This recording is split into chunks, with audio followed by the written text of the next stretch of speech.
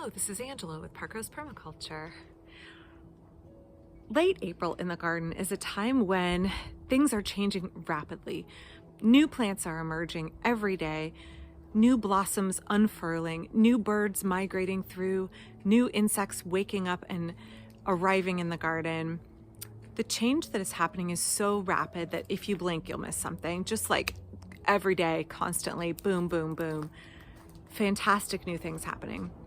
So I love being out in the garden as much as possible this time of year so I can catch and appreciate and enjoy all of that rapid change.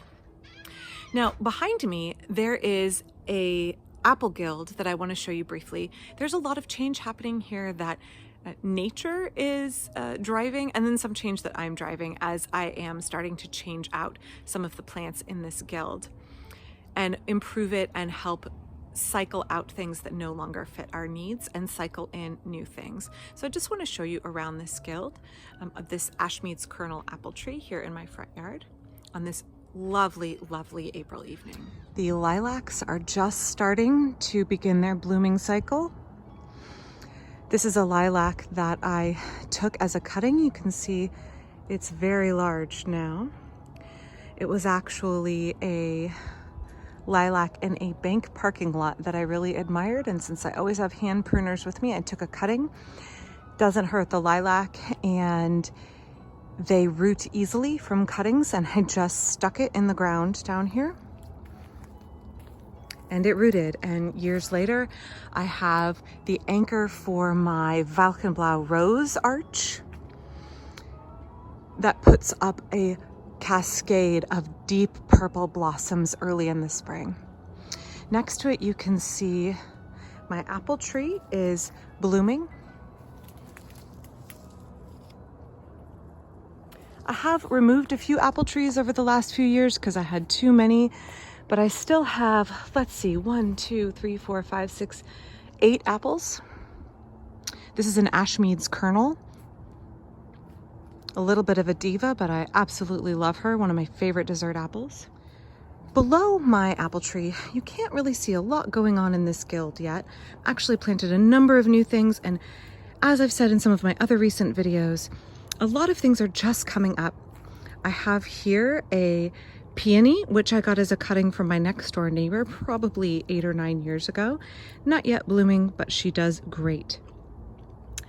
I love peonies in my guilds because they add cottage garden feel and do a really nice job of bringing early interest and getting me out in my guilds early in the year when other things aren't really going yet. I have native iris. I have some cuttings I've put in of lavender and Russian sage. I have chocolate mint. You can see here comfrey just coming up. Rhubarb just starting to germinate.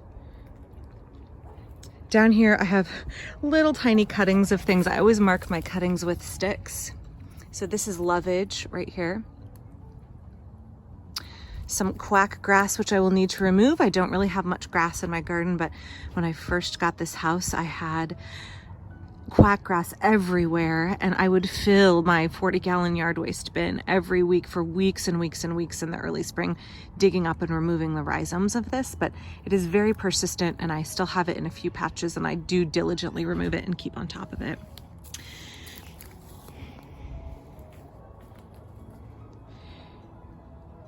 Next to this apple guild, I have a Quince Cydonia oblonga, which is in full bloom. Out of nowhere, she's blooming. Loved the hot weather that we had.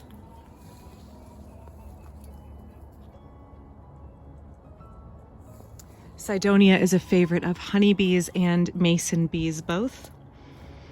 Underneath her, I have some frog and toad habitat, a hardy geranium that is shade loving, and this is brand new from a cutting, so it will fill in here. Some columbine just coming up, more native iris. I have a currant cutting I am getting going here, and bloody sorrel.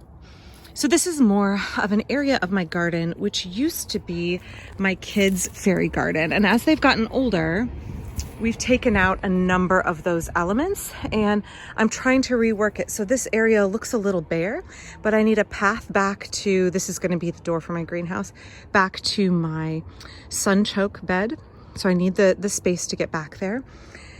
And then along either side of it, I'm putting in more and more and more support plants in this guild, like the lovage, like some nodding onions, like the chocolate mint, things like that, that maybe my kids didn't want in this area when it was a child's fairy garden. But as my kids get older and I need the space for different uses, I have the opportunity here to cycle in some new things.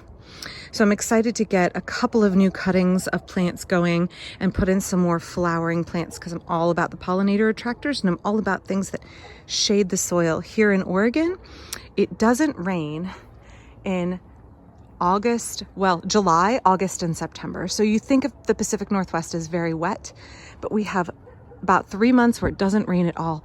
And using mulch and shading the ground with plants to conserve water and reduce water loss is really important here. So that is an important factor for me in my guilds, because I do not water my fruit trees. They get water the first year I plant them. They get a 5-gallon bucket every week, and after that, nothing. They have to take care of themselves and be resilient and hardy to do well in my garden. So thanks for watching. A little glimpse at this Ashmead's kernel apple tree and the lilac and rose arch next to it, the support plants underneath. Also in this corner behind the apple, I have more roses, and I have clematis that is going to be trained up and over the top of my shed. Working on expanding and changing the needs of the low-growing herbaceous perennials as the needs of my family change. So I'll come back later in the summer and give you an update on how this is looking. Thanks.